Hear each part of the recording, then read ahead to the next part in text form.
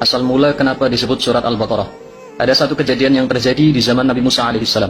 Seorang anak yang punya orang tua kaya raya, sakit-sakitan, tapi tak kunjung wafat. Dia tak sabar menunggu ajal ayahnya, sampai kemudian nekat untuk membunuh orang tuanya sendiri agar dapat waris secepatnya. Setelah dibunuh, dia berteriak, "Tolong, ada yang membunuh ayahku." Bani Israel pun berkumpul. Mereka saling tuduh, sampai salah satu dari mereka berkata, "Kita panggil saja Musa, minta dia untuk menanyakan kepada Tuhannya siapa yang membunuh." Maka Nabi Musa pun dipanggil, dan beliau berkata kepada Allah. Allah pun memberikan perintah, "Innallaha ya'murukum an tadhbahu baqarah." Allah memerintahkan kalian untuk menyembelih sapi betina. Bani Israel menjawab, "Atattakhiduna huzwa, Musa, kau bercanda sama kami? Kami tanya siapa pembunuhnya, malah kau suruh sembelih sapi."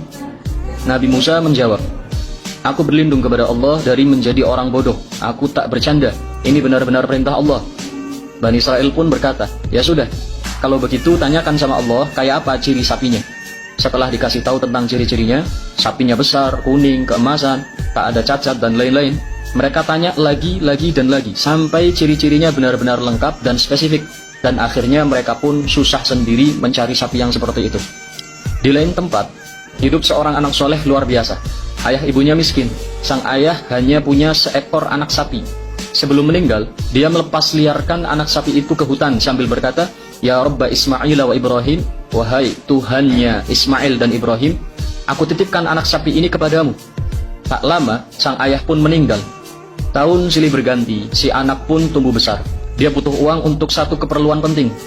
Sang ibu berkata, "Dulu ayahmu punya seekor anak sapi yang dilepaskan di hutan. Coba kau cari." Maka sang anak pun mencarinya. FYI, sapi itu semenjak dilepaskan ke hutan, tak ada satu orang pun yang pernah menyentuhnya. Karena setiap mencium bau manusia, sapi itu langsung lari dan bersembunyi. Namun, ketika anak soleh ini datang, sapi itu malah mendekat dan mau dibawa pulang. Sesampainya di rumah, sang ibu menyuruhnya menjual sapi itu ke pasar. Anak itu pun membawanya. Di tengah jalan, sebelum sampai pasar, ada pria yang menawar sapi itu. Ditawar dengan harga yang tinggi, melebihi harga yang ditentukan sang ibu.